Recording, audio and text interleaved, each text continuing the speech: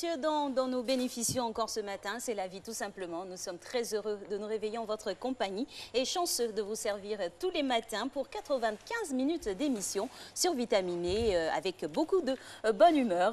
Bien sûr, ça a déjà commencé, vous allez constater. Bonjour Marco, il est déjà en joie, super. Bah oui, quand on a le plaisir de servir les Ivoiriens et le monde entier à travers ce magnifique canal YouTube cathodique, on est très heureux. Bonjour à toutes et à tous, bienvenue. C'est Matin Bonheur, bien sûr, le dernier rendez-vous du mois de février. Si vous êtes né le 29 février, il va falloir attendre février 2019, pour 2020, pardon, pour célébrer votre anniversaire. En tout cas, on est très heureux d'être en votre compagnie aujourd'hui. Nous allons parler santé, nous allons parler de transplantation avec le professeur Conan. On va parler un peu de tout ce qui rythme cet important événement qui peut survenir dans la vie. On ne vous le souhaite pas du tout. On espère que tous les organes vont bien et que ce matin a bien débuté. 28 février.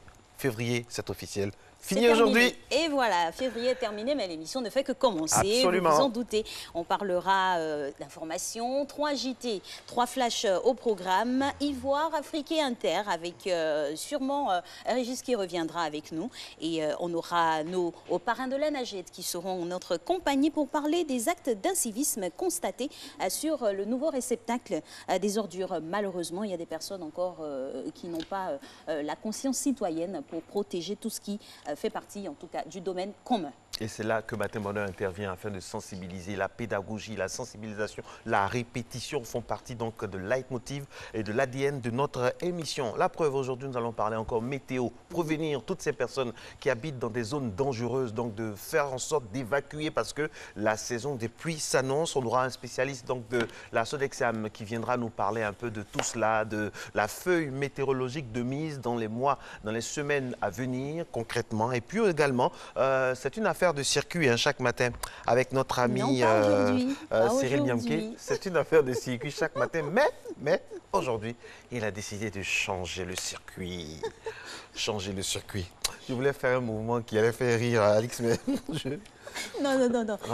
Épargnez le monde entier de cela. En fait, mesdames et messieurs, si vous suivez les réseaux sociaux en ce moment, il y a des choses qui font rire. On ne dirait pas plus.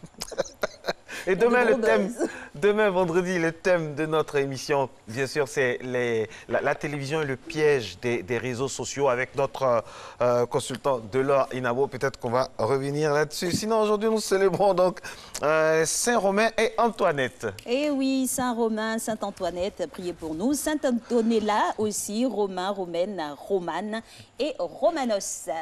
28 février 1958, en rouge et noir. J'afficherai ma peur. Comme moi ce matin. Oui, ça c'est en noir et noir. En rouge et regardez et là, noir. comme vous, elle est en noir, avec dans le divan rouge de Drucker. Donc Jeanne Masse, donc qu'on aime beaucoup, chanteuse de ce titre éponyme magnifique qui a rythmé vraiment plusieurs années. Et 28 février 1942, en tout cas, ils ont de la chance de naître un 28 février, c'est sûr qu'ils fêtent leur anniversaire. Brian Jones, né Lewis Brian Hopkins Jones à Cheltenham, et il est icône des 60s, un des musiciens donc, de ce grand groupe britannique-là. Et puis 28 février 1895, Marcel Pagnol, écrivain français, oui, qui s'est éteint, vous savez, le 18 avril 1974. Grand écrivain, Monsieur Pagnol. Et au titre des décès toujours, ils nous ont quittés, et notamment Monsieur Jeff Raskin, créateur du premier Macintosh, les premiers ordinateurs avec lesquels nous rappelons encore. C'est des ordinateurs d'anthologie. Il est né un 9 mars 1943. 1943, 559, voilà, il est 5h59. On le retrouve, notre Régis Kofi national, pour le premier flash de cette journée du 28 février. Réalisation Jacques Brou et Christelle Akoussa. Merci d'être à Matin Bonheur et encore une fois, bienvenue. Oui.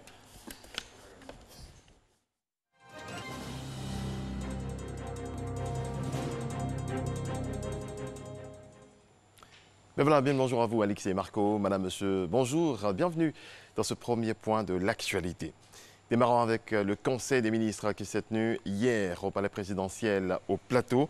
Ce conseil, présidé par le chef de l'État ivoirien, a autorisé plusieurs accords de prêt en vue de la réhabilitation des infrastructures sanitaires sur l'ensemble du territoire et pour la construction d'infrastructures routières. Le Conseil s'est aussi exprimé sur la grève des enseignants. Une solution pourrait voir le jour dans un bref délai. La France débloque 500 millions de francs CFA pour la recherche scientifique en Côte d'Ivoire. L'objectif est d'améliorer la recherche sur le coton, l'élevage, les fruits et maraîchers. Noël Gnagno. Nous sommes présents aux côtés de la Côte d'Ivoire dans le champ de la recherche agricole avec le CIRAD. Une preuve, cette signature de convention entre le CIRAD, Centre de coopération internationale en recherche agronomique pour le développement, à travers son directeur régional, et le CNRA, Centre national de recherche agronomique, par le soin de son directeur général. Objet de cette convention, renforcer les capacités opérationnelles du CNRA en matière de recherche sur 3 filières. Le coton fait partie de ce qu'on appelle l'or blanc. C'est pour travailler sur les semences et essayer de renforcer un peu la capacité du CNRA en matière de production de matériel végétal performant. Au niveau des productions animales également, c'est pour travailler sur les petits ruminants et sur les volailles traditionnelles pour permettre justement pour apporter un certain plus à ce que nous allons faire. Les cultures maraîchères, c'est pour apporter un plus à ce qui se fait déjà. Singularité de cette convention, les fruits de la recherche doivent être exploitables directement par les bénéficiaires. Une recherche de qualité par des financements qui sont dédiés sur le terrain ivoirien. C'est une recherche qui se veut appliquée, qui se veut vraiment au service des producteurs. Durée du projet, 3 ans avec pour terrain d'exécution la direction régionale du CNRA à Bouaké sous la supervision du CIRAD. Ce projet s'inscrit dans le cadre du C2D, contrat de désendettement et développement. Le Salon international de l'agriculture se tient depuis le 23 février dernier à Paris. La délégation ivoirienne multiplie les panels pour promouvoir les produits et actions ivoiriennes pour le développement du secteur agricole. Jean-Jacques Kwame. En attendant la journée dédiée à la Côte d'Ivoire ce jeudi à Paris, la délégation ivoirienne présente au Salon international de l'agriculture multiplie conférences, panels et rencontres B2B afin de favoriser les investissements pour le développement du secteur agricole. Venir faire la promotion du SARA 2019 et également travailler avec nos partenaires de la France, parce que c'est la France qui est le pays à l'honneur au SARA 2019, pour pouvoir commencer à préparer la participation de la France au SARA 2019. Nous avons aidé la filière cola à se restructurer, à se constituer en interprofession.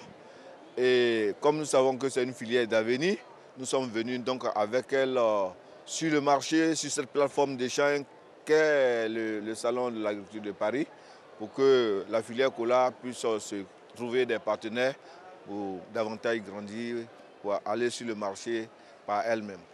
Nous sommes venus pour pouvoir parler en même temps de l'ANADER, mais aussi du couplage du SARA prochain avec ce qu'on appelle la semaine africaine de vulgarisation agricole. C'est une semaine où, avec les instances de l'AFAS, qui est le forum africain de conseil agricole et rural, on parle de technologie, de transfert de technologie, de conseil agricole aux producteurs et à tous ceux qui sont intéressés. Concrètement, il est question d'informer en termes d'investissement dans le secteur agricole. Est-ce qu'on a la sécurité en ce qui concerne le foncier? C'est une question qui est très importante.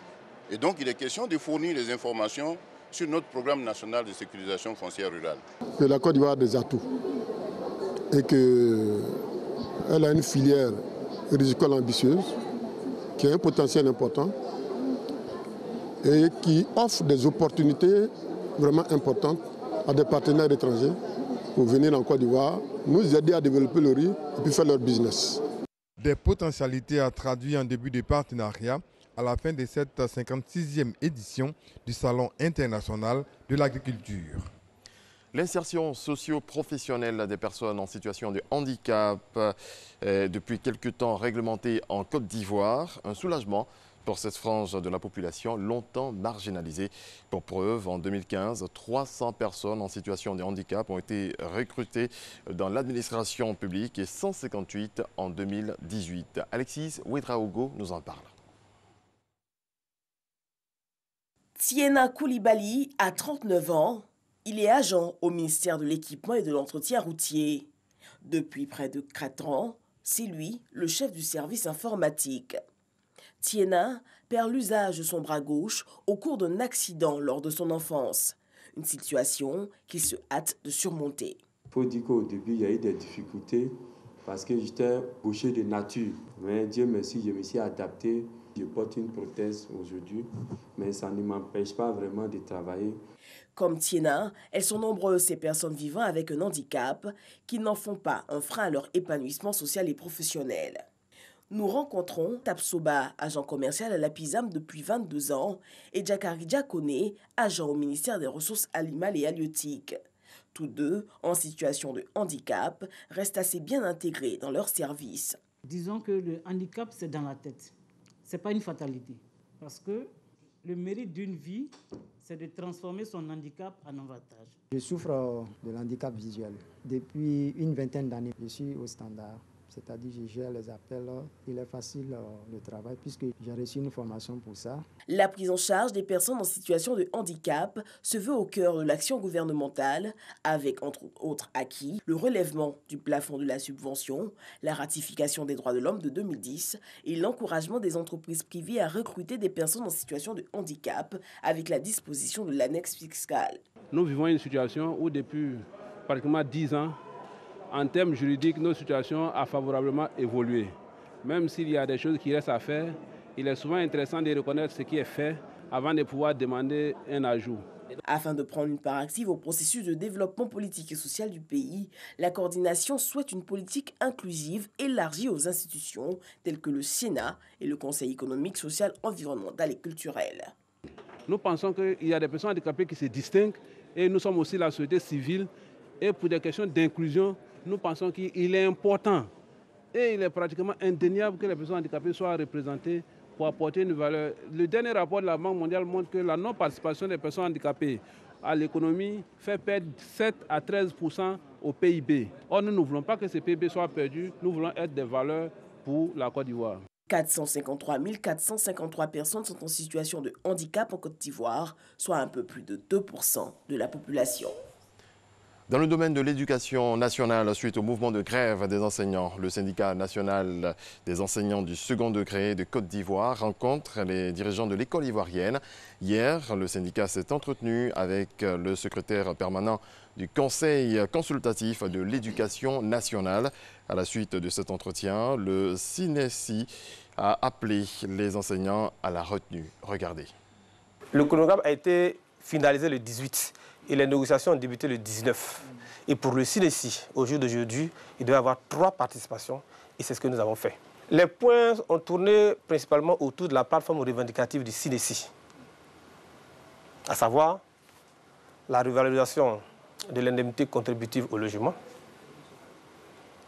le paiement aux souscripteurs CNESI au projet immobilier SOFIA, l'amélioration de nos conditions de vie et de travail, le respect du référentiel du métier en ce qui concerne les grades A5, A6 et A7, et nos amis ex-contractuels qui, au moment où ils travaillaient en tant que contractuels, avaient une prime de 100 000 francs et qui nous disent que 5 mois n'ont pas été payés avant qu'ils ne soient engagés en tant que fonctionnaires. Voici les 5 points de revendication sur lesquels nous avons planché. Au jour d'aujourd'hui, le CNESI est à sa 3e participation aux négociations. Nous voudrons rassurer l'ensemble de nos militants que les discussions se passent dans de bonnes conditions et nous avons eu des avancées à la date d'aujourd'hui. Nous voudrons aussi les rassurer que le CNESI fera tout pour qu'au sortir de cette négociation, on puisse trouver un bon accord. Voilà qui marque la fin de ce point de l'actualité. On se retrouve à 6h30 pour un coup d'œil sur l'actualité africaine.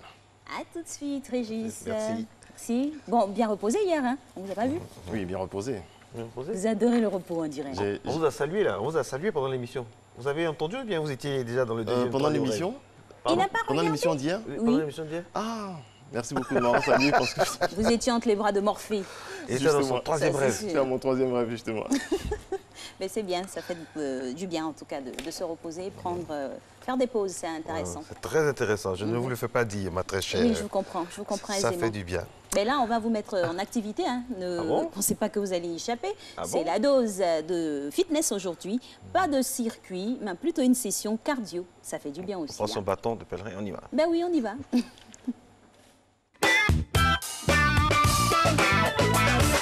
Il est important de bien se réveiller le matin, de partir au boulot, de commencer la journée avec une bonne humeur et surtout avoir un booster au fait. Et ce qui va vous booster ce matin, c'est l'exercice qu'on va faire, l'exercice cardio qui vont travailler un peu notre cœur et tout notre corps en même temps. Allez, c'est très important de bien se réveiller, de bien bouger. On va essayer de faire ça au maximum et bien commencer la journée. 4 exercices à faire. Premier exercice, ce sera des jumping jacks. On va sauter sur place et serrer les jambes, écarter les bras, serrer et regardez, suivez mon mouvement. J'écarte les bras, je colle mes mains derrière, juste en haut de ma tête, j'écarte les jambes, je les serre, je reviens dans cette position. D'accord? On va pour 30 répétitions. Allez, go. 1, 2, 3, 4, 5, 6, 7, 8, 9, 10. Les mains bien en arrière.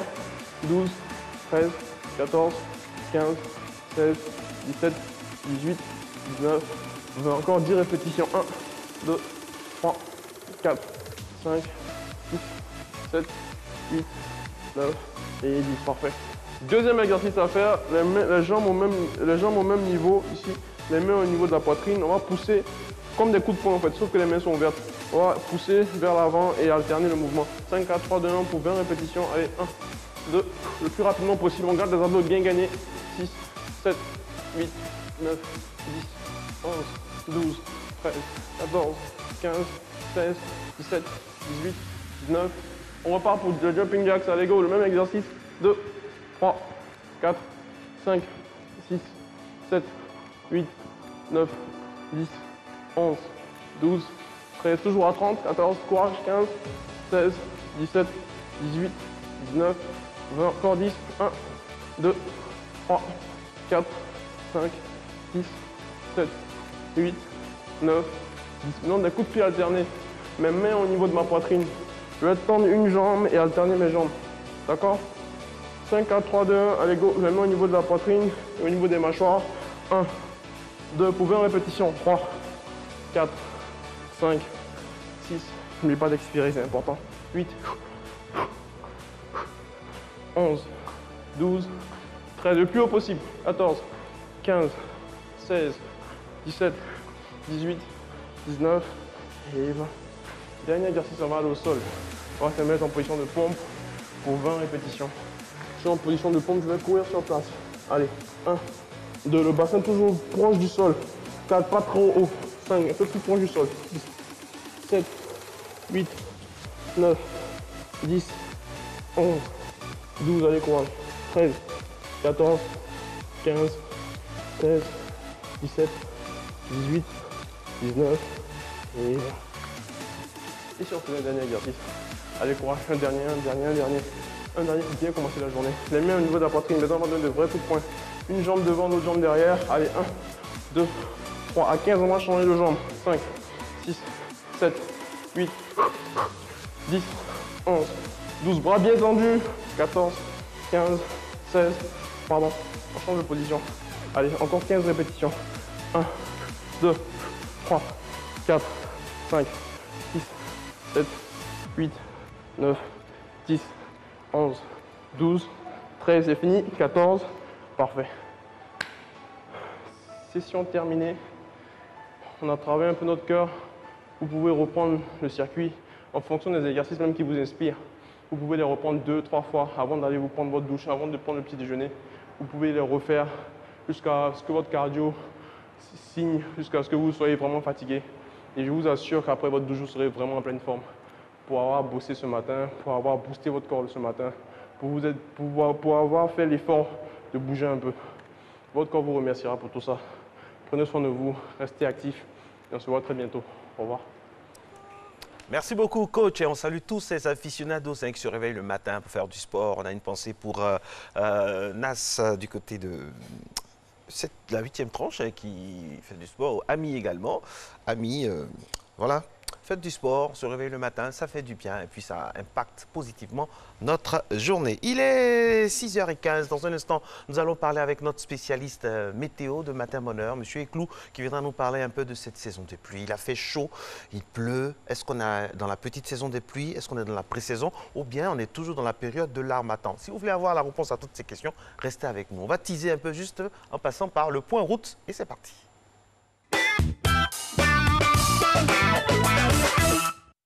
Premier carrefour, on va freiner du côté du plateau.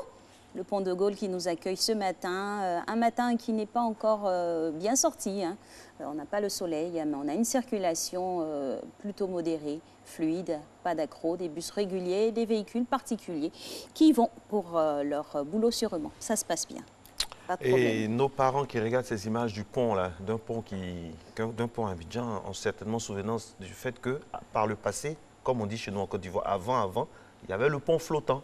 Oui, il y avait un pont flottant qui séparait les deux parties d'Abidjan.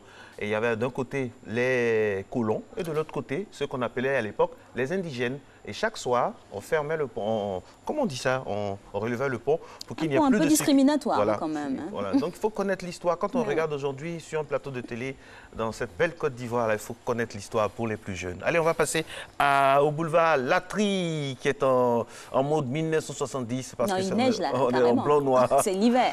Nous sommes en 1972 là. Oui. En Sibérie. Avec c'est la grêle ou bien, je sais pas, c'est de la pluie. Le spécialiste est là, il va nous dire. Ce qui est sûr. Bon, les images c'est en direct, mais bon, la couleur c'est 71, 72. Restez derrière. Merci d'être avec nous, mesdames et messieurs. Bonjour, monsieur Eklou. Bonjour, comment ça va? Bonjour, monsieur Eklou. Alors, est-ce qu'on doit avoir peur pour la prochaine saison des pluies? Est-ce qu'on doit être serein? Est-ce qu'en ce moment, ce qui se passe, c'est une saison qu'on appelle la petite saison? De quoi s'agit-il exactement? Dites-nous tout, monsieur l'expert. Okay, merci beaucoup. Ce qu'on peut dire présentement, c'est que nous avons des précipitations qui sont liées à des remontées d'air marin sur le continent. Pour le moment, la Côte d'Ivoire n'est pas définitivement sortie de l'harmattan. Parce que quand vous allez vers les régions nord, vous allez constater encore que nous avons des vents secs. Donc ces vents secs nous disent simplement que l'harmattan est encore présent. Mais les régions le long du littoral vont être soumises au balancement. Ça veut dire que vous avez le front intertropical qui peut faire des descentes jusqu'en mer et parfois remonter jusqu'au nord du pays. C'est pour cela, ces derniers temps, vous avez des pluies du côté sud du pays, mais ces pluies ne s'arrêtent pas seulement sur le littoral. Ces pluies vont encore à l'intérieur des terres, dans les régions de Gagnoa, le sud forestier, le centre et le nord-ouest reçoivent présentement des précipitations. C'est bon pour nos parents planteurs? Oui, bien sûr. C'est très intéressant qu'on puisse avoir ces pluies-là. Mais pour pouvoir passer d'une saison à une autre, la nature ne change pas brutalement. Il y a ce qu'on va appeler des fois l'intersaison. Donc cette intersaison peut mettre un peu de temps, mais néanmoins, vous n'allez pas avoir une rupture nette entre la saison d'harmattan et la grande saison des pluies qui va commencer. Voilà. Alors, ce phénomène-là, il est exceptionnel par rapport aux subdivisions de saison en Côte d'Ivoire, c'est ça? Non, ce n'est pas un phénomène exceptionnel. Si vous allez dans les années antérieures, vous allez voir que même pendant le mois de janvier, qui est supposé un mois d'harmattan, nous avons des précipitations au niveau de la ville, au niveau, je dirais, de la ville d'Abidjan et même du littoral ivoirien. Voilà, partant d'Adiaké jusqu'à Tabou. Voilà, donc toutes ces villes reçoivent des précipitations. Les pluies que nous avons connues au niveau d'Abidjan, ce n'est pas qu'à Abidjan seulement que nous avons eu ces précipitations. Tout le long du littoral ivoirien a été concerné par ces pluies. Monsieur Eklou, qu'est-ce qu'on doit dire et qu'est-ce qu'on doit retenir pour... là, on est en train d'amorcer le printemps dans les principaux pays de l'hémisphère nord. Au sud, nous, à quelle sauce météorologique on va être mangé dans les mois à venir? Dans les mois à venir, on va rentrer dans la grande saison des pluies. Quand on regarde les modèles et autres, c'est-à-dire les images satellites comme ce que vous présentez là, nous allons voir que actuellement, toutes les conditions atmosphériques ne sont pas définies pour qu'on ait notre début de saison de pluie. Voilà. Mais néanmoins, vous avez des prémices. Là, qu'est-ce qu'on a quelques petites pluies en passant. Ici, ça, c'est une image satellitaire sur laquelle vous avez le globe terrestre. On voit bien l'image de l'Afrique. Donc, ce sont les satellites qui vont nous amener des informations. Donc, l'observation de la Terre va se faire chaque 15 minutes. Donc, à chaque 15 minutes, vous aurez une image de la Terre. Donc, ces images vont nous permettre de suivre les cellules nuageuses. Donc, en suivant ces cellules nuageuses, nous serons à même de vous donner avec précision les zones qui seront impactées par des pluies. Donc, c'est tout un système. Donc, vous avez d'autres canaux de réception. Ça, c'est le satellite qui nous amène nos images satellites. C'est le satellite de Medsat. Donc, nous disposons de la réception des images satellites dans divers canaux. Donc, ces divers canaux vont nous permettre de donner avec assurance l'information sur le temps qu'il fait. Vous voyez cette image? Ça, c'est une image sur laquelle vous pouvez voir des cellules orageuses qui sont localisées sur le Ghana. Donc, l'expertise en météorologique va pouvoir vous dire vers où va s'orienter ces cellules, quelles seront les zones qui seront impactées par les pluies. Le pilote d'avion aussi, c'est des informations très importantes pour lui. Oui, bien sûr, parce qu'il faut qu'il ait des informations sur sa ligne, la route aérienne qu'il va devoir utiliser. Donc, c'est tout ça combiné qu'ils vont regarder afin de pouvoir choisir leur itinéraire pour une certaine sécurité au niveau du vol qui est en train d'être réalisé. D'accord. Monsieur Clou, tout à l'heure, vous avez parlé de l'arrivée dans les mois prochains de la grande pluie. Oui. L'intervalle pour la petite pluie n'est pas exhaustif, c'est ça? Non, non, pas réellement, parce que déjà à partir... Bon, maintenant, nous avons quelques précipitations. Je dis, ces précipitations sont liées un peu au balancement entre vent de mousson et vent d'harmattan. Donc, après, les vents de mousson seront beaucoup plus forts. Donc, ils vont entrer à l'intérieur des terres. Donc, vous allez avoir la mousson qui va carrément dépasser la Côte d'Ivoire et aller sur les régions sahéliennes. À partir de ce moment, nous sommes, je dirais, en train d'entrer pleinement dans notre grande saison des pluies. Et c'est là que vous allez commencer à avoir les gros orages. Voilà, nous avons ce qu'on appelle des systèmes pluvieux orageux mobiles. En un mot, ce sont des gros orages alignés qui ont tendance à avoir des déplacements d'est vers l'ouest de la Côte d'Ivoire. Beaucoup de foyers pluvieux orageux. Oui, beaucoup de foyers. Lorsque vous avez de tels foyers, c'est des pluies qui, je dirais, qui peuvent avoir des étendues de plus de 600 km, voire même 2000 km. Donc, ça va balayer presque toutes les régions lorsque vous avez un tel système. Balayer comment? Nous faites peur, là, M. Clou? Non. En fait, oui, ça sera, nous aurons des précipitations sur... Pour faire le mot sera étendu. Des précipitations véritablement étendues sur l'ensemble. Balayer, là, on sort de quelques situations bizarres, on a peur. On a vu des pluies qui ont balayé des choses. Oui, mais néanmoins, il faut rester toujours vigilant. Absolument. Il faut rester toujours vigilant. C'est pour cela que la Solexam émet des bulletins risque d'inondation. Et chaque jour, nous faisons le bulletin quotidien. Est-ce que le citoyen lambda peut appeler la Solexam pour avoir des infos? J'habite un endroit, vraiment, j'ai un terrain sur une côte, une pente, je ne sais pas, la saison des pluies. Bon, je n'ai peut-être pas confiance à la maison que je viens de construire, tout ça. Est-ce qu'il y a un numéro vert? Oui, nous avons un numéro où un citoyen lambda peut appeler pour avoir des informations. Gratuitement? Oui, gratuitement. Lorsque vous appelez, nous vous donnons des informations. Les informations que vous voulez, vous nous posez les questions, on vous donne. Mais lorsque, par exemple, il y a des travaux peut-être qu'il faut véritablement suivre, vous pouvez demander, je dirais, le suivi quotidien au niveau du temps. Donc, vous nous adressez un courrier où vous spécifiez là-dedans la période où va débuter vos travaux et votre période de fin. Ou bien, lorsque vous voulez peut-être des informations concernant l'humidité, la pression, le vent, vous pouvez adresser aussi un courrier à la Solexam. Donc, nous avons un service qui est chargé de ces genres de courriers et on pourra vous apporter notre expertise. On va vous adresser des courriers pour le 23 avril oui. et le 6 avril. D'accord, c'est compris. C'est ça? On veut savoir le temps qu'il va faire dans ces jours-là. Et c'est une démarche gratuite. Hein. Non. Il va nous faire, pour nous exceptionnellement, il va nous faire. Pour nous exceptionnellement, ça va gratuit. Mais lorsqu'il s'agit de bulletins grand public, des informations au grand public, c'est gratuit. C'est gratuit. Ouais, mais lorsque vous demandez des travaux spécifiques, voilà, c'est une expertise en ce moment qui va commencer. Donc c'est là que ça devient payant. Sinon, toutes les informations que la Sodexam, je dirais, diffuse sur les écrans de la RTI sont des informations gratuites. Monsieur... Est-ce qu'on a le temps? On peut avoir le temps. Voilà, la période, voilà. La date, c'est ça. Parce qu'on a parlé de pluie, on sait que c'est dans les mois à venir. Approximativement, dans quelle période la date? À partir du mois d'avril jusqu'en juin, en général, nous sommes pleinement installés dans la saison des pluies. C'est en ce moment-là que nous avons les plus gros dégâts. Parce que le sol finit... Vous savez, il pleut actuellement, mais là, nous allons avoir une longue période. Bon, nous pouvons avoir 3 jours voilà, sans précipitation. Comme dit ma fille, la pluie fait son entraînement. Voilà. Donc, quand vous avez ça, vous avez des séquences sèches qui peuvent être un peu longues. Donc, le sol a le temps de s'évaporer et autres. Mais lorsqu'on rentre dans la grande saison des pluies, vous avez voilà, les pluies qui sont presque chaque jour. Donc, à partir de ce moment, vous ne pouvez plus, le sol ne peut plus véritablement retenir l'eau. Et vous allez voir que cette eau-là va avoir tendance à ruisseler. Et si nous n'avons pas des égouts et autres bien nettoyés, vous allez voir que l'eau va utiliser le chemin qu'il veut.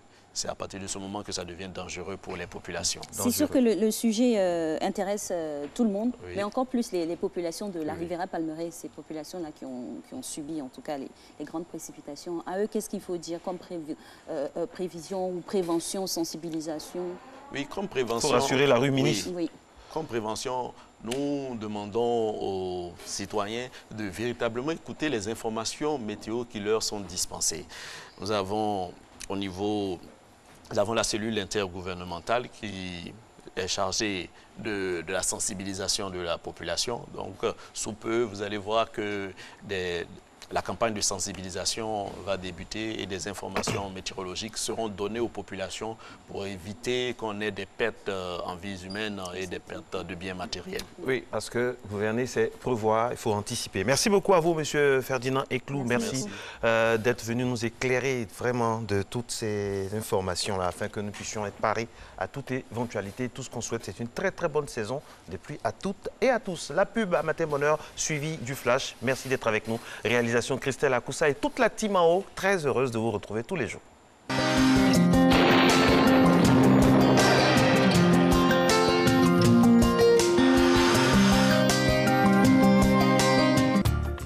Mesdames et messieurs, bonjour. Le début de période sera généralement nuageux sur les zones du littoral et du sud forestier avec par moments de faibles pluies localisées sur le littoral. Et par la suite, le temps y sera partiellement nuageux. La bande centrale et le nord seront sous le contrôle des vents secs avec une intensité plus forte dans le nord du pays au cours de cette matinée. Pour les températures, 26 degrés sera la maximale à Abidjan, 25 à Adiaké, 23 à Bondoukou et Boaké, 24 à Daloa et à Dimbokro, 24 à Gagnoa, 22 à Korogo et Amon, 21 degrés à Odiéné, 25 à San Pedro et Sassandra, et 24 degrés à Tabou et 25 à Yamoussoukro. L'après-midi, en début ou en milieu de période, des passages nuageux denses pouvant occasionner des orages isolés et des averses de pluie seront observés sur la partie sud-est du pays. Cette situation affectera le sud forestier en milieu ou en fin de période et au cours de la période, la bande centrale sera partiellement nuageuse avec tout de même la présence des vents secs. Le nord restera sous un temps chaud et sec.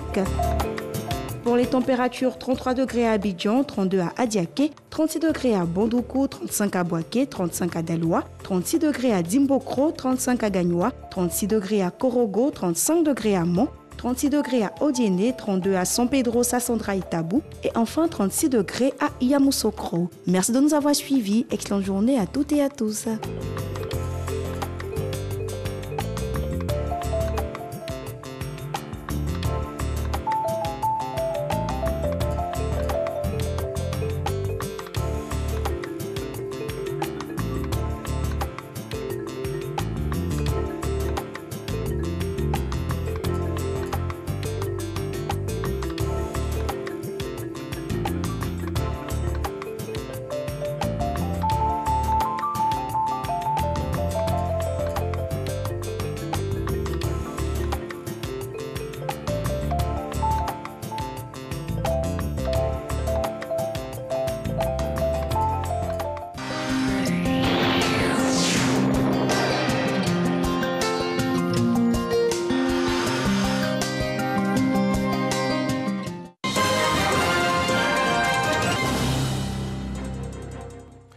Bienvenue dans ce tour d'horizon de l'actualité africaine. On démarre en Égypte. 20 personnes ont été tuées et une quarantaine d'autres blessées hier à la gare centrale du Caire à la suite d'un accident de train ayant provoqué un important incendie. C'était à l'intérieur de la station centrale Ramsès, la principale gare ferroviaire de la mégalopole égyptienne. En République démocratique du Congo, 70 anciens membres de la rébellion du mouvement du 23 mars M23 sont rentrés mardi. Ce rapatriement fait suite à une réunion d'avril 2018 lors de laquelle l'Ouganda, le Rwanda et la République démocratique du Congo se sont accordés sur une campagne de sensibilisation auprès des anciens du M23 afin d'intensifier leur retour au pays. Les Sénégalais attendent les résultats de la présidentielle, résultats qui devraient être rendus publics demain soir au plus tard. Mais les différents protagonistes avancent chacun leurs chiffres. Notons que le vote s'est déroulé sans incident majeur et dans un climat social apaisé. En Algérie, le président Abdelaziz Bouteflika se lance dans sa 5e campagne présidentielle. Selon son directeur de campagne, il déposera le 3 mars prochain sa candidature auprès du Conseil constitutionnel en annonçant le 10 février dernier sa décision de briguer un 5e mandat. Le chef de l'État a déclenché une contestation inédite de par son ampleur nationale. L'accès aux médias sociaux a été rétabli dans tout le Soudan après 10 semaines d'interruption ordonnées par le gouvernement. Depuis décembre, le Soudan a été secoué par des manifestations quasi quotidiennes et les autorités soudanaises ont bloqué l'accès aux principaux réseaux sociaux, à savoir Facebook, Twitter et Instagram, qui ont été utilisés pour organiser les manifestations anti-gouvernementales. Le livre « Facteurs de coopération et d'intégration, le cas de la Côte d'Ivoire et du Maroc ». C'est le thème d'un panel qui a eu lieu justement au Maroc lors de la 2e édition des Journées culturelles ivoiriennes à Rabat. On fait le point avec Issa Yeo. La littérature ivoirienne à l'honneur à Rabat, au Maroc, au cours de la 2e édition des Journées culturelles ivoiriennes. À la Bibliothèque nationale du Royaume du Maroc, le directeur du livre au ministère de la Culture et de la Francophonie, Henri Nkoumo, plaide pour une meilleure intégration et coopération entre les deux pays dans le domaine littéraire. Il y a beaucoup d'éléments qui sont mis sur la table, beaucoup d'éléments qui vont dans le sens de l'intégration, mais comme le disent les professionnels, l'intégration est une machine qu'il faut constamment huiler. Il faut faire en sorte qu'elle continue d'avancer et il ne faut pas se satisfaire de l'existant. Ces journées culturelles ivoiriennes montrent bien que l'axe Abidjan-Rabat dans le domaine du livre se porte bien. Des traductions en arabe des ouvrages Allah n'est pas obligé d'Amadou Kourouma et L'éternel amour de Maurice Bandama par des Marocains témoignent de cette vitalité. Le livre d'Ahmadou Kourouma est vraiment une écriture, une nouvelle écriture francophone à l'intérieur du français d'un point de vue stylistique, on va dire, mais d'un point de vue humain. C'est l'initiation d'un enfant qui vit une enfance assez normale.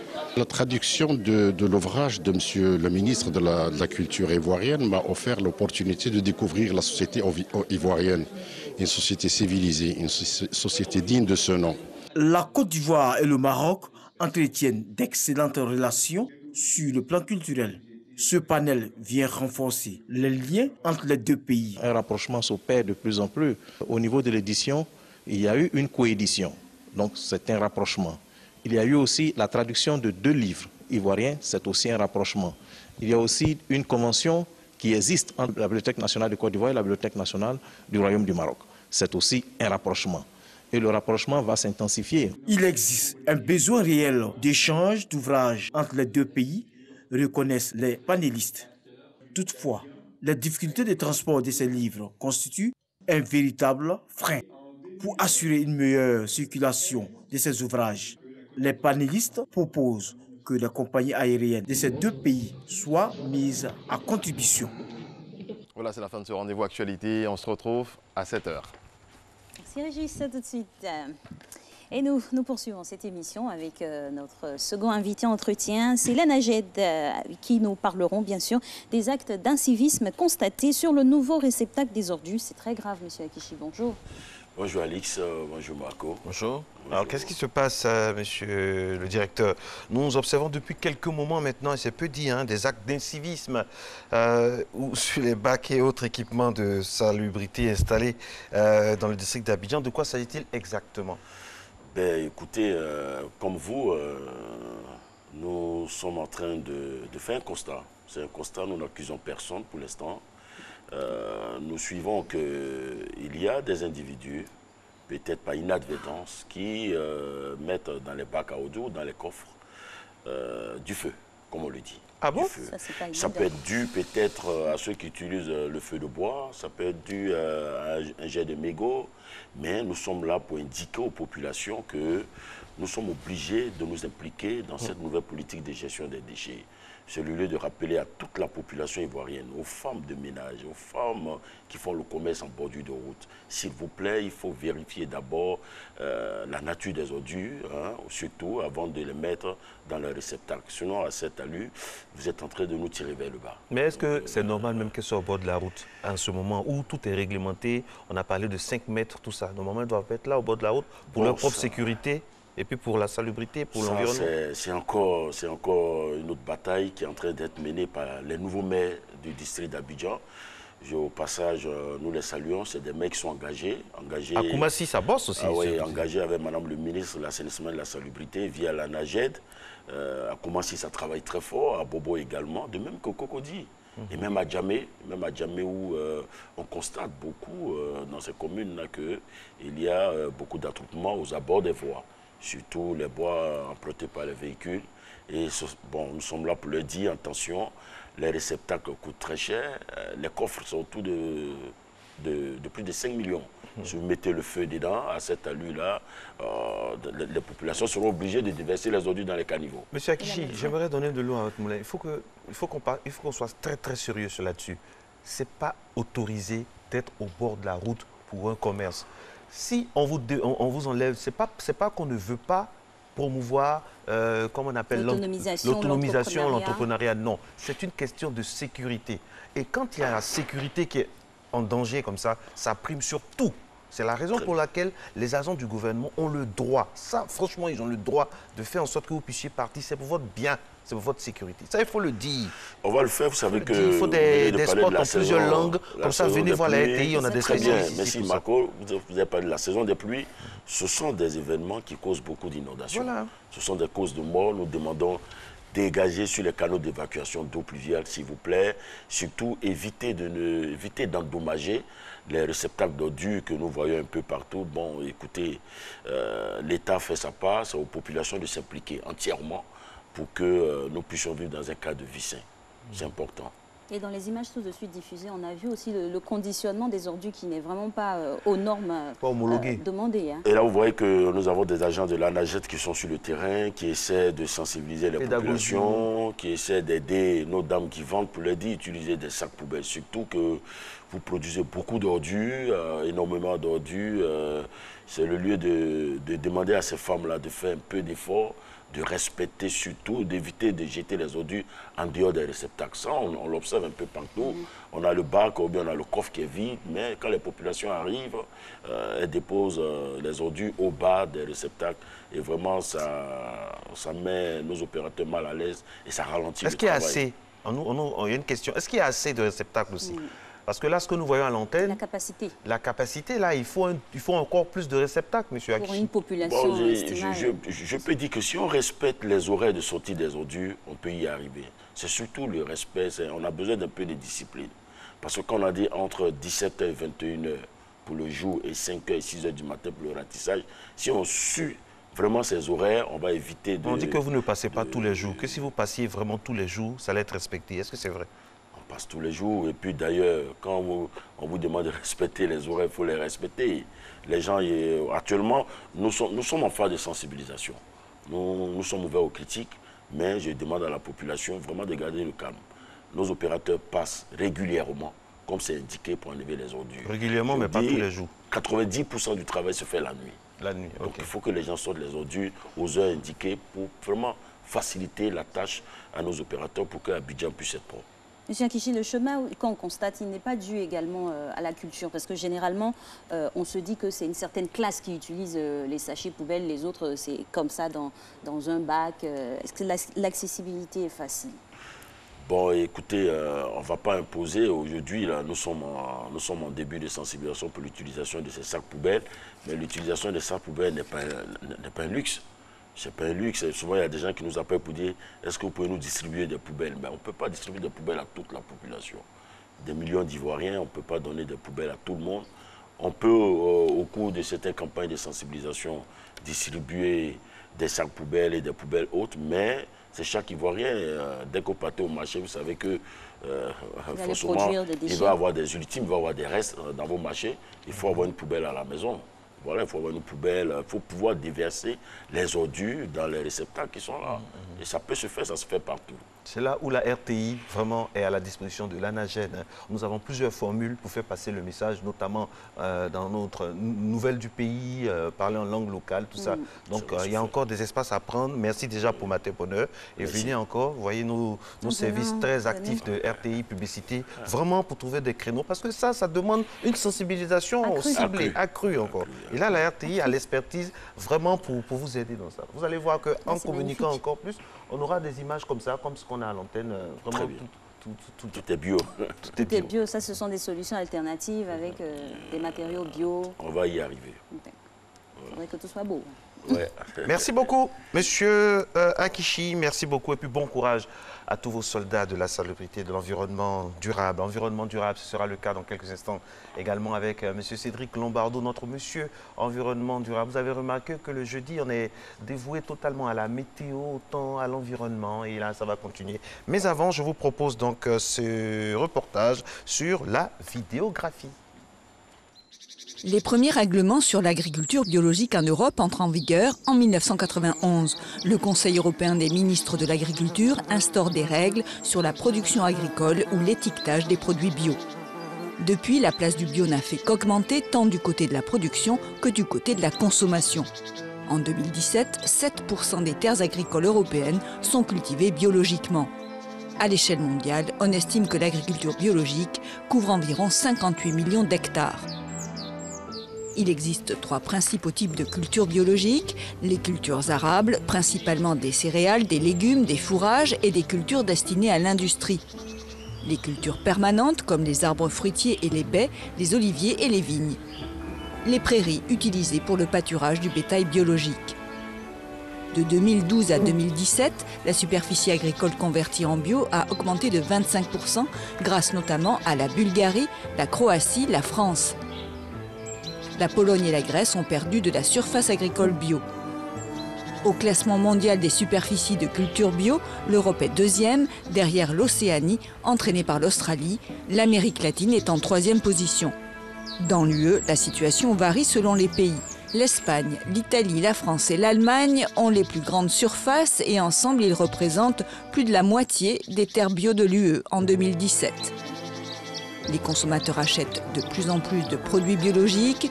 En 2017, le marché européen a atteint 34 milliards d'euros.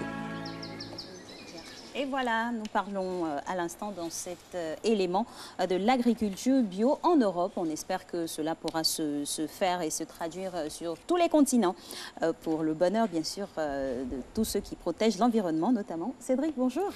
Bonjour. Bienvenue.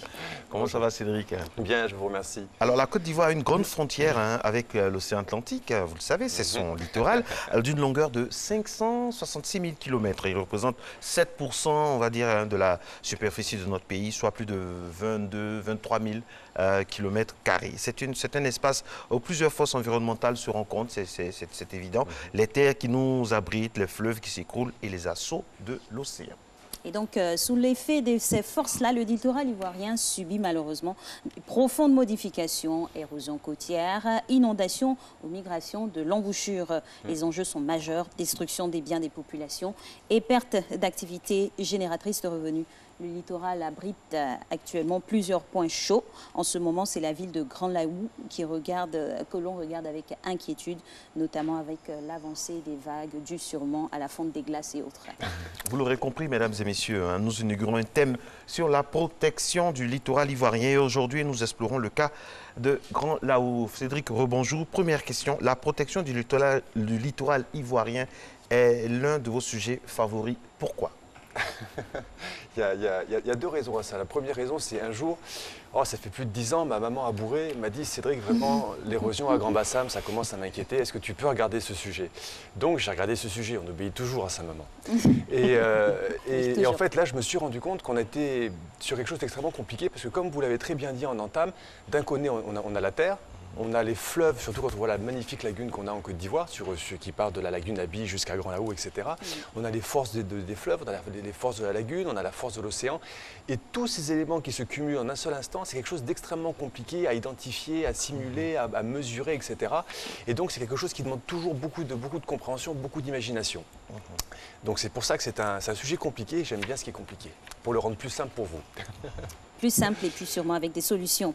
Alors, les villes ivoiriennes se suivent sur le littoral, mais ne se ressemblent pas. Absolument. Chacune a son identité. En quoi la ville de Grand Laou constitue un cas exceptionnel? Alors, Grand Laou, c'est vraiment exceptionnel, vous l'avez bien dit. En fait, on a un phénomène là-bas qui s'appelle la migration de l'embouchure. Et c'est vrai que quand on regarde l'embouchure comme ça, quand on regarde le Grand Laou, on ne se rend pas forcément compte de ce qui se passe. Donc, on vous a préparé une petite animation qui essaye de retracer sur plusieurs années, à partir de photos satellites, l'évolution de cette embouchure pour qu'on comprenne bien comment ça se passe. Donc on va pouvoir la lancer à l'écran maintenant. Alors déjà, il faut rappeler qu'on est sur l'estuaire du Bandama et ce qui est important pour tous les Ivoiriens ne savent pas forcément où est Grand Laou. Grand Laou, c'est pas très loin d'Abidjan, c'est à l'autre bout de l'embouchure. Et entre 1985 et 2016, vous allez vous rendre compte, vous voyez cette petite barre bleue, vous vous rendez compte que progressivement, avec le temps, l'embouchure, par rapport à sa position originale, est en train de se déplacer. Et donc, les images ne sont pas forcément de très bonne qualité parce que ce sont des images satellites. Non, mais déjà ça, et ça creuse. Et regardez comment ça bouge. 85-2013, il y a un certain mouvement, mais le plus intéressant, c'est ce qui se passe depuis quelque temps.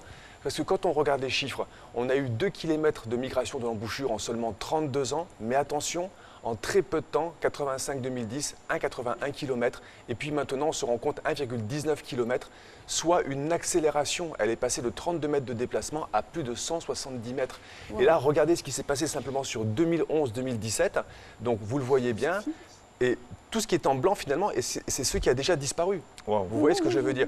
Et vous voyez bien que les populations sont directement menacées, et on va arriver très rapidement à février 2017, c'était la dernière fois où on a fait une observation de Grand Laou, voilà ce qui s'est passé. Vous voyez bien comment l'embouchure se déplace et comment les populations sont mises en danger. Et encore une dernière chose à regarder, c'est en très peu de temps, vous voyez septembre 2016, novembre 2016, regardez les points rouges, février 2017, en quelques mois seulement, l'embouchure se déplace extrêmement rapidement. Et c'est ça qui est notre problématique à l'heure actuelle. Ma foi, ça fait peur à travers ces images. Comment expliquer la vitesse, cette vitesse violente avec laquelle se fait la migration de l'embouchure? Eh bien, au début, on se disait, mais finalement, c'est l'assaut des vagues. Mais finalement, l'assaut des vagues, c'est l'érosion côtière. Et ce dont on s'est rendu compte, c'est que au bout du compte, avec l'augmentation de la pluviométrie, avec ces événements très violents qu'on peut avoir en pluviométrie, on a des crues du Bandama qui se mettent en place. Et finalement, c'est le fleuve Bandama qui est l'accélérateur de la migration de l'embouchure. Et il y a encore quelque chose de très intéressant, c'est que quand on regarde par satellite cette zone, on se dit, bon, en 1919, l'embouchure était complètement à l'est, en direction du Ghana. Mais quand on regarde plutôt en sens inverse, en direction du Libéria, on se dit, mais il y a des petites choses qui nous font penser que l'embouchure, il y a peut-être 200 ans, 300 ans, était complètement à l'ouest. Et vous savez, l'eau, elle se déplace dans un mouvement pendulaire de gauche à droite, de gauche à droite. Peut-être qu'en fait, notre embouchure est en train de retrouver la position qu'elle avait il y avait 200 ans ou 300 ans. Et c'est ça qu'on essaye maintenant de bien caractériser sur Grand Laou. Et trouver des solutions. Et trouver des solutions. Mais le plus important aussi, c'est de comprendre les impacts que nous avons à l'heure actuelle. Parce que là, ça va très vite. Anticiper tout de suite. Exactement. Alors, on parlait à l'instant avec monsieur Éclou de la Sodexam. Nous sommes encore dans la période saison sèche. Absolument. Pourtant, Grand Laou est déjà menacé par forces de l'océan. Que se passe-t-il là? En fait, ce qui se passe, c'est déjà, il faut observer ce qui se passe sur le territoire, parce que comme vous le dites, on est un petit peu inquiet pour Grand Laou. Et vous allez voir des images, on vous a préparé deux petites illustrations. La première, ce que vous voyez devant vous, c'est ce qu'on appelle le dernier bâtiment colonial de Grand Laou, c'est la prison civile. Et quand vous regardez les photos de 2017 qu'on vous montrait, on avait encore de la marge. Aujourd'hui, ce dernier bâtiment colonial, le tout dernier, tout a disparu, va être englouti.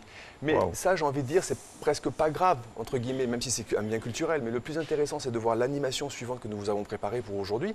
Ne nous faites pas peur, Cédric. Oui, en fait, le problème, c'est qu'il faut... regardez, elle apparaît maintenant à l'écran. Regardez ce cimetière. Le cimetière de Grand Laou aujourd'hui est directement menacé. Photo de gauche, vous voyez bien que l'érosion, ce qu'on appelle une falaise érosive, est directement sur le cimetière. Mais si vous vous retournez, les tombes sont maintenant dans l'océan. D'accord. Et la difficulté, c'est que tant que l'embouchure se déplaçait à des vitesses de 32 et quelques kilomètres par an, ça pouvait aller. Mais là, c'est tellement rapide qu'aujourd'hui, il faut prendre une décision. Il faut prendre une décision et il faut la prendre vite parce que quand on la voit avancer comme ça, derrière vous avez encore le bâtiment, vous avez l'église de 1890, mais le plus important c'est que vous avez les populations de Laou Panda. Et donc maintenant il faut vraiment savoir ce qu'on va faire.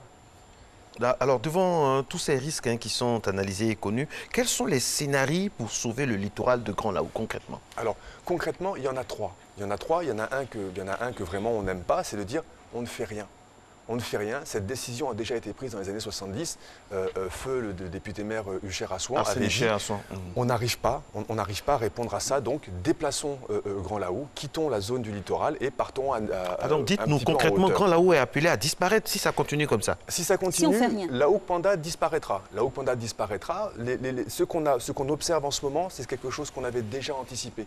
On s'est dit, on prend simplement la vitesse actuelle, 170 mètres par an. On mesure le littoral. On déplace maintenant l'embouchure. 150 mètres 150. Plus de 150. Plus de 150, donc parce que ça varie, ça varie un peu avec les éléments. Et donc à peu près 2015 on en sera là, 2020 on en sera là, 2030 on en sera là. Donc les populations de Laou Panda sont véritablement menacées. Et elles le voient très bien parce que ça avance. Maintenant, le bon côté des choses, c'est que grâce au député maire Jean Djaya, malheureusement qui nous a quittés, que la terre lui soit légère, il a fait un travail fantastique. Il a mobilisé le gouvernement, il a mobilisé les nations, la Banque mondiale. Et avec ça, il y a vraiment un travail qui a été mis en œuvre et des questions se sont vraiment posées sur Grand Laou.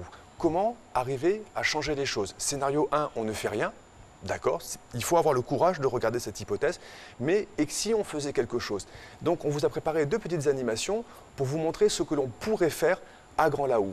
Donc le premier scénario qu'on regarde maintenant, c'est celui de stabiliser l'embouchure actuelle. Donc si on veut la stabiliser, il faut en fait mettre un canal permanent. Donc il faut garder bien ouvert l'accès entre la mer et l'océan. Et ce qu'on attend de ce canal aussi quelque part, c'est, vous voyez, vous avez une petite barre noire à gauche de l'écran qui dépasse, vous voyez une petite zone qui est en jaune, c'est ce qu'on appelle une digue d'arrêt des sables. Cette digue d'arrêt va arrêter les sables, elle va nous permettre d'engraisser le littoral. Et en jaune, on a essayé de vous montrer ça comme si la plage augmentait.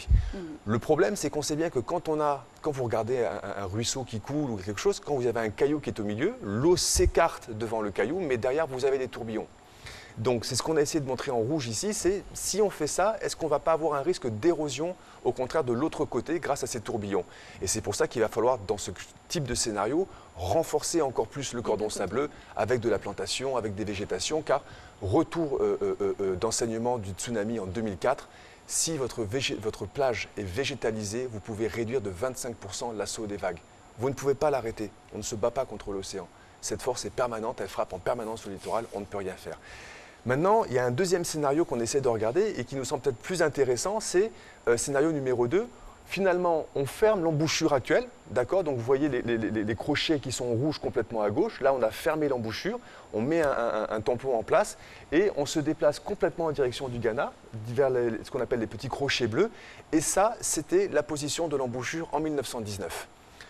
Le cordon n'est pas très épais, on devrait pouvoir travailler assez facilement. On est en face du Bandama, la puissance du fleuve devrait permettre de maintenir en permanence cette embouchure ouverte. Et finalement, si on regarde bien ici, si cette digue d'arrêt des sables se met en place, il est vraisemblable qu'on arrive à engraisser tout le littoral. Et le phénomène érosif que vous voyez en rouge, si on devait l'observer, on l'observerait un petit peu plus dans des zones de terre. Donc il pourrait y avoir beaucoup moins d'impact. Ça, ce sont les deux scénarios que l'on peut regarder, mais naturellement, il faut aujourd'hui passer à ce qu'on appelle les études de préfaisabilité. Donc c'est une action que Quelle est la solution la plus coûteuse? La plus coûteuse? Ah, c'est difficile à dire. C'est difficile à dire. Une fois, vous n'arrivez pas à répondre à une question. J'ai réussi mon pari. C'est tellement compliqué. Si vous savez, c'est assez fantastique. Vous verrez, la semaine prochaine, on parlera du cas de Grand Bassam. Le littoral ivoirien, vous touchez quelque chose quelque part et vous ne vous rendez même pas compte que peut-être 60 km plus loin, vous aurez une autre conséquence. Effet papillon. Donc, et c'est exactement ça. Donc on ne sait pas et c'est pour ça que le gouvernement Côte d'Ivoire, avec la Banque mondiale, ont lancé aujourd'hui ce qu'on appelle une étude de préfaisabilité, arriver à comprendre entre ces différents scénarios lequel aura le meilleur impact. Et une fois qu'il aura été choisi, maintenant ils pourront faire la véritable étude de faisabilité. Le seul problème que nous avons, c'est le temps de ce travail, le temps de la décision et les populations de la Haut-Panda qui sont toujours au même endroit. Et plus le temps passe, quand l'embouchure se déplace à plus de 150 mètres par an, plus le temps passe, plus on s'avance. Et aujourd'hui, la vraie question, c'est pouvons-nous accélérer ce travail-là? Pouvons-nous faire vite? Parce que ce qu'on C'est un véritable SOS. Hein? Oui. C'est un véritable SOS, mais les populations en sont conscientes, le gouvernement en est conscient, les partenaires internationaux en sont conscients. On voit le travail qu'ils font, on est 100% avec eux, mais on ne peut que tirer en permanence la sonnette d'alarme. Le temps joue contre nous. L'environnement, le changement climatique, le temps joue contre nous. Chaque instant que nous laissons passer, c'est un instant d'adaptation, de résilience, de lutte que nous laissons échapper. Et on n'a pas le temps de faire ce genre de choses. Ouais. Donc actuellement, qu'est-ce qui est fait pour protéger les populations? Malheureusement, aujourd'hui, si vous voulez, on se rend compte par exemple que la prison civile va disparaître dans quelques temps. Vous l'avez dit en entame, on est en saison sèche. Mais dès que la saison des pluies va arriver, dès que le fleuve Bandama va reprendre toute son énergie, dès que les vagues seront de plus en plus puissantes, elle va disparaître. Ça, j'ai envie de dire, c'est presque triste de voir ce bâtiment disparaître, mais et le cimetière? Est-ce qu'on va le laisser disparaître? Est-ce qu'on a encore le temps de le laisser comme ça? Est-ce qu'on ne peut pas faire une action pour prendre pardonnez-moi, les corps qui sont encore là-bas ou les tombes qui sont encore là-bas, les déplacer dans un endroit qui est encore plus sécuritaire? C'est toutes ces questions qu'il faut se poser maintenant, avant que la saison des pluies commence et avant que la saison des pluies se termine, pour que justement on apporte une réponse à des enjeux qui sont immédiats maintenant, en ce moment. Voilà. Merci beaucoup, Cédric. J'avoue que vous nous rassurez chaque fois quand vous venez, mais là, nous sommes assez tristes pour les populations de Grand Laou, de la Haut-Panda, parce que Grand Laou n'existe pratiquement plus. Hein. C'est la Haut-Panda maintenant qu'il faut sauver, parce que, voilà, on espère, on compte sur les autorités prendre des décisions idoines afin de sauver ces populations. Et vraiment, on espère que ça va bien se régler. Nous, on a fait notre part. Hein. On a alerté, on a même ébauché des solutions. On a proposé des solutions. Maintenant, il faut voir celle qui est la plus viable, la plus faisable et la plus durable, surtout parce que nous sommes dans le développement durable.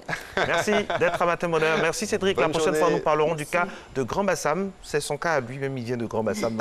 On imagine qu'il sera encore plus corrosif. C'est Matin Bonheur. Dans quelques instants, nous aurons le bonheur et la grâce de recevoir donc, le professeur Conan Paul Gérard qui va nous parler de transplantation vraiment avec une personnalité de la science qui nous parlera de ce qui hante l'esprit de certaines personnes. On ne sait jamais, il va nous parler des tenants et des aboutissants de tout ça ce soir dans quelques instants, juste après la pub et le flash sur Matin Bonheur.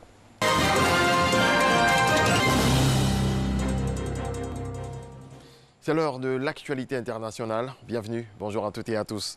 On débute en Indonésie. Des dizaines de personnes sont portées disparues après l'effondrement d'une mine d'or illégale. Le bilan fait état d'au moins 3 morts et 14 blessés. La tension s'est brutalement aggravée hier entre l'Inde et le Pakistan qui ont chacun affirmé avoir abattu des avions ennemis. Les deux puissances nucléaires répétant toutefois vouloir éviter l'escalade. Une première réunion de négociation entre le gouvernement du président nicaraguayen Daniel Ortega et l'opposition s'est tenue hier et le dialogue se poursuivra dès aujourd'hui pour tenter de trouver une issue à la crise politique. C'est ce qu'a annoncé le nonce apostolique de Managua. Quelques heures avant l'ouverture des discussions, 100 opposants emprisonnés ont été extraits de leurs cellules et conduits à leur domicile pour y être assignés à résidence. Donald Trump et le leader nord-coréen Kim Jong-un ont affiché leur optimisme hier à Hanoï au début de leur deuxième sommet, 8 mois après leur rencontre historique de Singapour. Je pense que ce sera un succès, a lancé le président américain, espérant que ce tête-à-tête qui doit être centré sur la dénucléarisation de la Corée du Nord soit équivalent ou meilleur que le premier. L'ex-avocat personnel de Donald Trump, Michael Cohen, a livré hier un témoignage explosif sur son ancien client devant une commission parlementaire du Congrès américain. Le président Trump est un raciste, c'est un escroc, c'est un tricheur. Le pays a vu Trump courtiser les suprémacistes blancs et les sectaires. Vous l'avez entendu qualifier des pays plus pauvres de pays de merde. En privé, il est encore pire. J'ai honte d'avoir choisi d'aider à cacher les actes illicites de Trump plutôt que d'écouter ma propre conscience, a-t-il déclaré. La sortie du Royaume-Uni de l'Union européenne pourrait intervenir un peu plus tard que prévu. Les députés britanniques ont apporté leur soutien hier à la nouvelle stratégie de Theresa May sur le Brexit, ce qui pourrait déboucher sur un report de la date du divorce. Les élus britanniques ont voté dans une large majorité par 502 voix contre 20 en faveur d'un amendement soutenant la proposition de la première ministre britannique. On reste dans le ton du Brexit. Dublin est en train de gagner ses galons de capital financière, attirant banques, fonds d'investissement et cabinets juridiques implantés au Royaume-Uni et soucieux de conserver un pied dans l'Union européenne. Reportage. À Dublin, les immeubles sont encore loin de rivaliser avec les gratte-ciel de la City de Londres. Mais en cas de Brexit sans accord, la capitale irlandaise pourrait bien devenir la nouvelle place financière en vogue. Alors que l'échéance se rapproche, de nombreuses banques font le choix de venir ici. Récemment, et en particulier ces 2-3 derniers mois, nous avons constaté une augmentation du nombre d'arrivées sur Dublin. Des places financières se sont ouvertes, ainsi que des institutions qui n'existaient pas ici, ou alors qui ont développé leur présence à Dublin. La capitale irlandaise attire de nombreuses entreprises qui cherchent à garder une présence au sein de l'Union européenne et qui préfèrent Dublin à des villes comme Paris, Francfort ou encore Luxembourg. 27 établissements financiers se sont déjà engagés à relocaliser tout ou partie de leurs opérations ici. Le pays, anglophone, se trouve à moins d'1 heure de vol de Londres et offre un faible taux d'imposition sur les entreprises. De quoi attirer de nombreuses sociétés comme ce cabinet d'avocats. Il y a davantage de travail ces derniers temps dans le secteur des services financiers, notamment sur les modalités de salaire et d'immigration, liées au fait que des cadres supérieurs avec des hauts salaires viennent s'installer en Irlande. De son côté, le gouvernement irlandais y voit l'un des rares aspects positifs du Brexit. J'ai toujours dit que s'il y avait des entreprises au Royaume-Uni qui se trouvaient en difficulté à cause du Brexit, l'Irlande pouvait être une solution. Pour autant, tout n'est pas bleu dans le ciel irlandais. Un boom dans le secteur financier ne compenserait pas les perturbations causées par un Brexit dur. Selon le ministère de l'économie, un tel scénario pourrait causer la perte de 55 000 emplois et coûter jusqu'à 6% de PIB au pays. La première opération chirurgicale au monde télémonitorée via la nouvelle génération de téléphonie mobile, la 5G, a été réalisée hier par un médecin espagnol. Ce type d'assistance a déjà été utilisé en médecine, mais la 5G offre un temps de réaction encore plus court et une qualité d'image nettement meilleure que les réseaux précédents, limitant ainsi les risques d'erreur. C'est une première dans l'histoire du Festival de Cannes. Un réalisateur mexicain, à travers la personne de Alejandro González Iñárritu, présidera le jury. Alejandro González incarne à la fois le nouveau cinéma mexicain, l'artiste engagé et le cinéma populaire. Pour ces multiples raisons, les organisateurs du Festival de Cannes ont nommé le cinéaste mexicain 5 fois oscarisé président du jury de la 72e édition. Merci à toutes et à tous de votre attention. C'est la fin de cette édition. On se retrouve demain. Merci. Demain vendredi? Demain vendredi. Vous êtes là vendredi demain? Je suis là vendredi. Ok. Je vais voir ce que ça fait d'être là. Mr. Friday. Voilà. Vous allez voir un peu ce que ça fait, comme nous. À demain, Régis. À demain. À demain. On va vous accepter avec beaucoup de plaisir. Eh bien, vous avez toujours votre place ici. Mais je serais très heureux aussi de vous voir encore un jour de plus. Nous aussi. En tout cas, c'est une belle famille ici. Et parlant de famille, il faut la consolider avec la santé. On en parle aujourd'hui dans notre thématique, la transplantation rénale en Côte d'Ivoire. Quelle réalité! Cet organe qui nous permet de filtrer et de nous débarrasser des déchets. Quand il est mal en point, il peut subvenir en tout cas à des graves problèmes de santé. Et comment on arrive-t-on à la transplantation? Avec le professeur Paul Gérard Conan, nous allons en parler, mais avant tout, le postulat élément.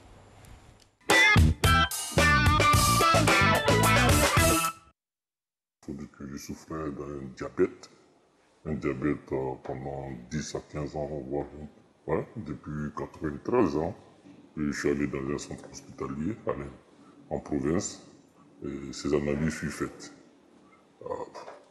Après ces analyses, on m'emmène dans une salle et puis on me dit, bon, vous serez hospitalisé en néphrologie. Je dis, bof, néphrologie, c'est quoi? Le médecin vient le lendemain avec une assistante sociale. Il me dit que monsieur, vous souffrez d'une insuffisance rénale à stade terminal. La maladie rénale est une affection qui progresse sans symptômes, donc très discrètement. Lorsque médecin et patient la diagnostiquent, il est souvent trop tard. Les deux maladies qui sont le plus souvent responsables d'une insuffisance rénale qui nécessite une transplantation, c'est l'hypertension artérielle et le diabète, qui vont détruire donc les tissus nobles qui permettent donc de jouer la fonction d'épuration et qui vont nécessiter donc une transplantation rénale. En dehors de cela, il existe ce qu'on appelle les insuffisances rénales obstructives, c'est-à-dire qui sont liées à un obstacle à l'écoulement des urines. Mais là, en général, il suffit de mettre en place certains artifices. Le fait que les urines passent, ça permet aux reins de récupérer. Réaliser une greffe rénale en Côte d'Ivoire il y a quelques années était impensable. Depuis déjà 7 ans, la transplantation rénale est une réalité dans ce pays qui enregistre à plus de 5000 malades d'insuffisance rénale. De 2012 à 2019, déjà une 50aine de personnes a été transplantée avec succès. C'est une technique qui, jusqu'à une époque récente, n'était pas pratiquée en Afrique noire subsaharienne. Et la Côte d'Ivoire a commencé la transplantation rénale depuis septembre 2012. Depuis le début de cette expérience, environ une 50aine de patients ont été transplantés avec un résultat satisfaisant. Les transplantants se font déjà ici. C'est déjà une économie, mais il faut d'abord penser au cadre ivoirien. C'est-à-dire ceux qui ont acquis des expertises dans un domaine bien précis, qui souffrent de cette pathologie-là, qui, in fine, n'arrivent pas à survivre. C'est déjà une perte parce que l'État y investit. Il faut voir le cas des études supérieures en Europe aux États-Unis, où l'État investit assez de moyens. Ils souffrent de ça, ils viennent du pas, ils meurent. Donc c'est un appel, un secours qui souhaiterait que l'État, que je lance à l'État, de sorte que l'État mette les moyens à la disposition des spécialistes pour permettre à cette transplantation que le rein se fasse facilement. Donner un rein, c'est possible, mais le donneur doit d'abord être soumis à des conditions médicales, mais aussi juridiques. C'est aussi pour sauver la vie de quelqu'un, c'est important. C'est aussi pour où trouver les reins. C'est le problème que là, qui va se toi enlever son rein pour donner à une autre personne. Et c'est toi, à la longue, ça ne va pas causer un problème si tu es rein aussi. Ce n'est que ce n'est pas facile d'avoir le donneur. Ce n'est pas aussi facile d'avoir les moyens.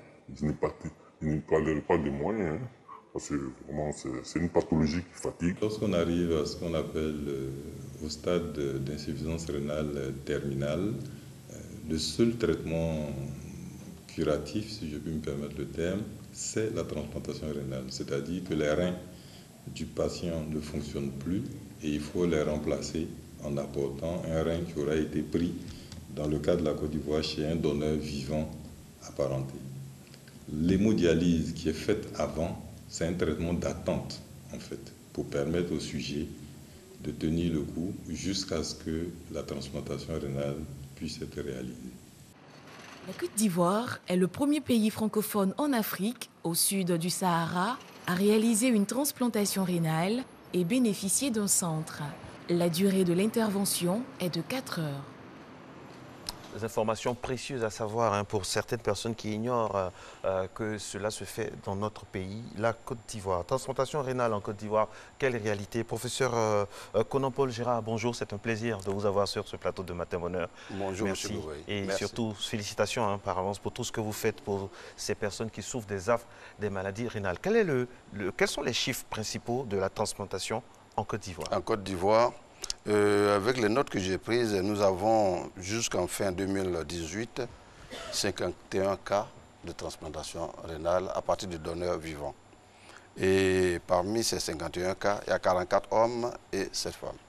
D'accord. Des statistiques bien précises. Et pour ces transplantations-là, le taux de réussite, il est à quel niveau?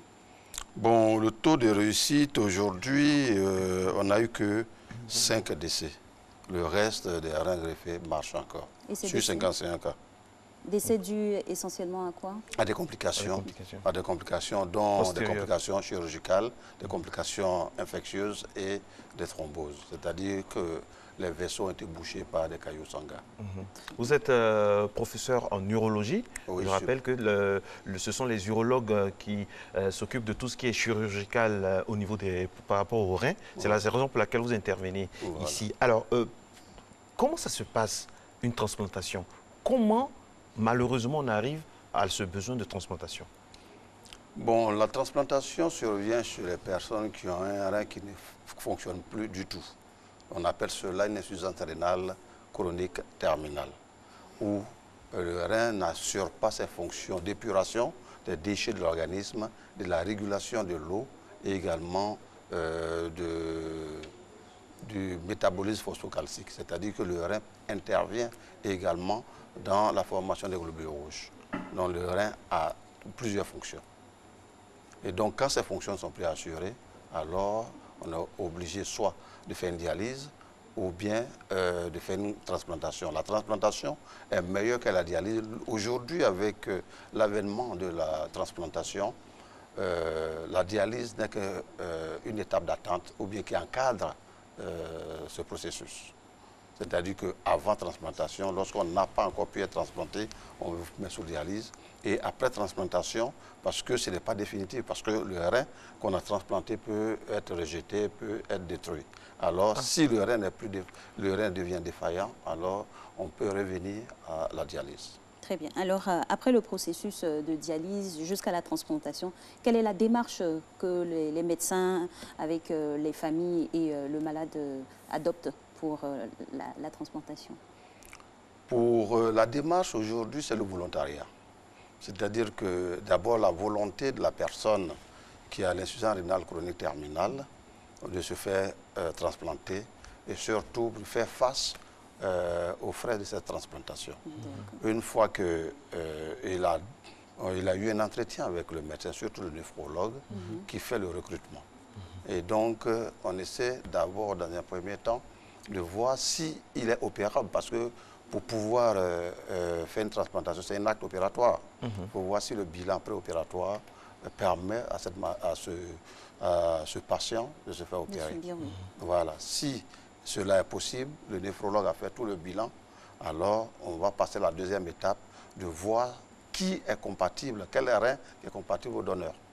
Et donc, dans la fratrie aujourd'hui, c'est-à-dire dans la famille proche, le père, la mère, la soeur ou le frère, ou parfois le cousin, on essaie de voir d'abord celui qui est volontaire. L'idée, c'est qu'on cherche quelqu'un qui est génétiquement le plus proche génétiquement. Voilà, le plus proche qui l'accepte volontairement. Oui, qui accepte. Pour le moment, en Côte d'Ivoire, c'est comme ça que les quelques transplantations que nous avons faites, c'est comme ça que ça marche. Ça, ce sont les critères qui entourent la transplantation. Maintenant, dans les autres pays où sont anciens dans la transplantation, c'est beaucoup plus réglementé, où il y a France Transplant, par exemple, où on a une liste d'attente, on met les gens sur Voilà, justement, on allait en venir, la liste d'attente. Donc, ça veut dire que, après ce que vous venez d'expliquer, chez nous, en Côte d'Ivoire, il n'y a pas cette histoire de liste d'attente. Non, pour le moment, non, nous sommes embryonnaires, donc pour le moment... Alors, parlant d'embryonnaire, la première transplantation, c'était en 2012. Oui, en 2012. En 2012. Alors, racontez-nous un peu, parce que c'est un grand défi pour les scientifiques que vous êtes, pour notre pays, la Côte d'Ivoire, qui n'est quand même pas n'importe quel pays en Afrique. Comment ça s'est passé? Racontez-nous, c'était qui? C'était quelle personne? Bon, on ne va pas dire le nom, mais je veux dire, qu'est-ce qui a entouré la préparation? J'imagine que vous étiez vraiment assez crispé, tout ça. Comment ça s'est passé? Bon, le problème est que cette opération, elle est collégiale, c'est-à-dire qu'il y a plusieurs intervenants. Donc, d'abord, comme je l'ai dit, c'est le néphrologue qui, aujourd'hui, est le recruteur des malades, parce que c'est eux qui voient les insuffisances rénaux. Et donc, ils vont faire un bilan et puis proposer cela. Mais avant de transplanter, il faut un cadre légal. Normalement, en Côte d'Ivoire, la transplantation rénale, c'est-à-dire que le fait de prélever un organe chez un donneur et le greffer chez un receveur, il faut que ce soit fait selon des lois. La loi a été votée depuis 1993, mais le décret d'application a été nous nous sommes battus pour cela, pour avoir le décret d'application en janvier 2012. Et c'est en septembre 2012 que nous avons commencé la première transplantation. Parce que la loi nous autorisait, il y avait un décret d'application. Cela a été encadré. Ça a été encadré comme ça, oui. Donc, voilà, et donc le choix du processus, voilà, c'est en fonction du coût et des moyens financiers, parce que tout le monde peut être sujet à une transplantation. Mais il faut avoir les moyens, d'abord pour subir l'acte, et puis encore des moyens également. Justement, les moyens, là, ils s'élèvent à combien sur notre territoire? Bon, en Côte d'Ivoire, environ 20 millions de francs CFA. 20 millions. C'est peu par rapport à... Très peu. Dans le monde entier, c'est pratiquement le tiers au Maghreb.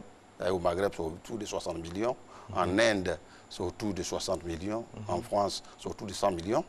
Et donc, surtout... Ici, c'est quelques rares privilégiés qui peuvent se faire opérer parce qu'ils ont les moyens d'abord de voyager et puis également, ils ont... Parce que les moyens de voyager d'abord et les moyens financiers pour pouvoir d'abord s'héberger et puis également subir l'acte. Et puis le problème... un dispositif de séjour aussi. Et puis de toutes les façons, pour pouvoir se faire greffer, il faut, quand vous vous déplacez, il faut environ 2 ou 3 personnes. Parce qu'ils vont aller faire les tests sur eux. Donc, vous voyez, vous payez le séjour de ces 3 personnes, en plus du malade et des donneurs potentiels. Et des donneurs potentiels. Et le fait de voyager, déjà, psychologiquement, on n'est pas tranquille par rapport au fait que ça se fasse dans son pays. Mais pourquoi, malgré tout ça, les Ivoiriens, de plus en plus, ont peur de faire ça ici? Depuis 2012, nous sommes à 2019, mais ça fait 7 ans. Qu'est-ce qui manque? Pourquoi, systématiquement, on va à l'extérieur? Qu'est-ce qui manque encore? Est-ce qu'il y a quelque chose qui manque? Bon, sur le plan technique, il ne manque plus grand-chose. Il manque plus grand-chose. Voilà, parce qu'il y a déjà une équipe. Il y a une équipe rodée. Et qu'est-ce qui manque? Ce qui manque, bon, comme je le dis, c'est le nerf de la guerre, c'est l'argent. D'abord, il y a l'argent, il y a le recrutement déjà, et puis une seule équipe, quand même, c'est un peu trop réduit. Et voilà, donc c'est très important. Parce que logiquement, si on forme plusieurs équipes, parce que je donne l'exemple, en France, il y a environ 50 équipes de transplantation. Même à l'aéroport de Roissy ou de Dorly, il y a toujours des voitures garées avec un couloir pour des organes, c'est-à-dire des voitures à 24 heures sur 24, prêtes à recevoir des organes et aller en trombe dans les hôpitaux. Voilà, et puis maintenant, en dehors de cela, il y a, parce que c'est entouré également d'éléments tels que l'immunosuppression, comme on appelle le dosage HLA ne se fait pas ici. C'est-à-dire qu'il faut voir s'il y a une compatibilité entre le donneur et le receveur. Et ça ne se fait pas ici. Ça se fait soit en France ou en Belgique ou ailleurs. Qu'est-ce qu'il faut, docteur? Vous savez, à ma un laboratoire. La caméra, c'est la caméra des revendications des invités. Voilà. Alors, qu'est-ce qu'il faut pour que déjà, félicitations, chapeau, parce que ça peut se faire en Côte d'Ivoire. C'était l'un des vœux chers du président Félix Houphouët-Boigny. La preuve, en 1993, il était encore là quand tout ça se passait, au début d'année. Alors, donc, vous avez besoin de quoi concrètement pour être au diapason, au moins du niveau maghrébin, et après aller au-delà?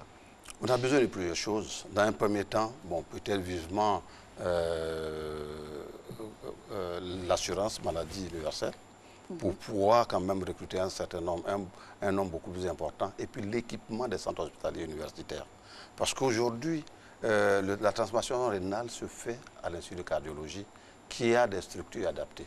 Parce que pour pouvoir faire le type de transplantation que nous avons adopté actuellement, qui est le premier type d'ailleurs dans tous les cas,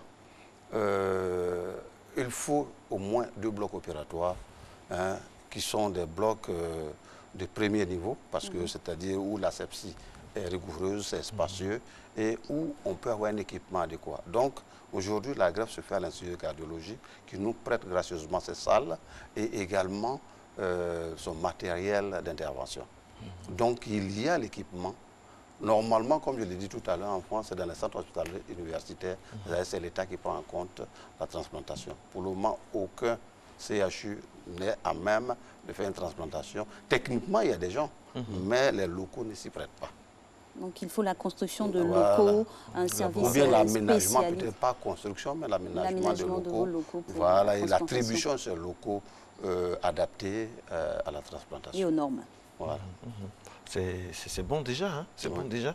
Donc ça veut dire qu'on a déjà les hommes. L'expertise est là. On a l'expertise qui est là. Là, on est seulement au niveau de la logistique, du matériel, tout ça. Donc ça, je pense que c'est faisable. Hein? Parce que tant qu'on a... On peut sauver une vie, c'est la santé. On ne doit pas tergiverser dans tout ce qui concerne la santé. Donc vous avez besoin d'un plateau technique. Or, les Ivoiriens aussi disent que tout ce qu'on met dans les CHU, après, ça disparaît. Bon, ça aussi, c'est un autre débat. Qu'est-ce que vous dites? La gestion. Parce que le gouvernement va faire des efforts, ils peuvent mettre tous les moyens high-tech, mais après aussi, des fois, on vient et puis on ne voit plus. Il y en a un qui manque, il y en a deux. C'est ce que les gens disent. Qu'est-ce qu'on peut... Bon, c'est ce que les gens disent, mais le vrai problème que je vais caricaturer, on vous donne une chaussure que vous prenez pour aller au champ, pour aller partout, et vous pensez que cette chaussure-là, comme le matériel qu'on donne, a une durée de vie. C'est comme les voitures, les taxis. Si vous avez le taxi qui roule à longueur de journée, la durée de vie d'un taxi par rapport à un véhicule personnel, vous voyez ce que ça fait. Donc, on équipe. Mais, normalement, dans un bloc opératoire, les instruments d'intervention souvent doivent être remplacés tous les 3 ans. Alors, parfois, les instruments que nous utilisons depuis les CHU sont créés. Et donc, vous voyez un peu, c'est maintenant qu'on essaie de les remplacer. Mais il y a la maintenance, comme on a dit tout à l'heure, et puis le remplacement des des instruments défectueux. Si on vous donne assez de moyens, même si on améliore de quelques pourcents seulement les moyens qui existent, vous pouvez faire des miracles. On peut passer du ratio de 50 transplantations, on peut faire 100. 160. Par exemple, c'est une seule équipe. Si on a 2-3 équipes, vous multipliez par le nombre d'équipes. 150, 200, voilà. C'est faisable. Et puis surtout que les gens puissent payer. Il y a 44 hommes, 11 femmes. Non, 44 et 7 femmes. 44 hommes. 44 hommes, 7 femmes. Oui. Donc ça nous donne un aperçu déjà de... La bourse aussi. Du sexe. Moyens. Que les hommes sont plus concernés. Est-ce qu'il y a des conseils à donner à ce moment? Pour le moment, ce n'est pas que les hommes soient plus concernés. Mais aujourd'hui, dans notre société, les hommes sont beaucoup plus financièrement... Voilà, ça se situe aux moyens. Ont plus de moyens et souvent ils sont pris en charge par leur structure où ils travaillent. Ils ont une assurance. Et bien, les femmes sont souvent des ménagères qui n'ont pas... Voilà, même là encore, il y a un souci d'inégalité et tout ça. Voilà. Mais il y a peu de néphrologues aussi, me dit ma réalisatrice. Il y a très peu de néphrologues en Côte d'Ivoire aussi. Même en neurologie, il y en a très peu. Même les neurologues aussi. Qu'est-ce qui se passe? Les étudiants ont peur de cette option-là ou qu'est-ce qui freine? Le problème est que c'est surtout la formation. En neurologie, on vient de faire, depuis 2016, d'ouvrir un diplôme de spécialité en neurologie. Nous sommes à la 3e année de fonctionnement. Donc, vous voyez, pour pouvoir former les neurologues, avant, c'était plutôt ceux qui avaient une bourse pour aller soit en France ou en Belgique, ou bien les universitaires qui devaient passer par là pour pouvoir avoir leur agrégation. Voilà, donc c'était ça. La néphrologie, c'était pareil. Mais maintenant qu'on a des formations dans cette discipline, on commence à avoir beaucoup plus. Parce que, comme je l'ai dit, depuis notre ouverture, nous avons déjà 5 spécialistes formés intramuros. On vient, l'université d'Abidjan vient d'avoir, de Côte d'Ivoire d'ailleurs, vient d'avoir 5 urologues formés chez nous ici. Voilà, donc ainsi de suite, je pense qu'on va, on va tout faire pour pouvoir augmenter le nombre de spécialistes. Quels sont vos objectifs à moyen terme concernant les transplantations en Côte d'Ivoire? Bon, c'est une bataille perpétuelle. C'est-à-dire, comme je l'ai dit tout à l'heure, faire de telle sorte que les CHU puissent prendre en charge la transplantation. Cela amoindrirait... Est-ce que nos CHU sont prêts, professeur, à faire à ce travail-là? Est-ce que nos CHU actuels qu'on connaît là Bon, actuellement, c'est vrai, avec la crise, bon, volonté, je pense à une volonté financière. C'est une volonté politique, financière ou technique? Dites-nous concrètement. Pas technique, mais financière plutôt. Parce que nous avons eu, depuis fort longtemps, comme je l'ai dit, j'ai été un acteur privilégié quand même dans la transplantation, parce qu'on a fait, même le projet, le décret d'application, j'étais impliqué, la faisabilité et ainsi de suite. On a fait plusieurs scénarios pour pouvoir... parce qu'initialement, on avait voulu faire cette transplantation au CHU de Cocody. On avait dégagé, on a fait des réunions avec les différents ministres et tout ça. Mais au dernier moment, compte tenu de la crise, vous avez vu la crise qui est survenue en 2010. C'est ça aussi, les crises, ça nous arrange et pas. Donc, ça nous met en retard aussi dans ces histoires. Mais sinon, normalement, le CHU Cocody devait être le centre. Normalement. On devrait réexaminer donc, on cette espère option. qu'avec l'embellie plus ou moins économique, peut-être qu'on pourra transférer de la...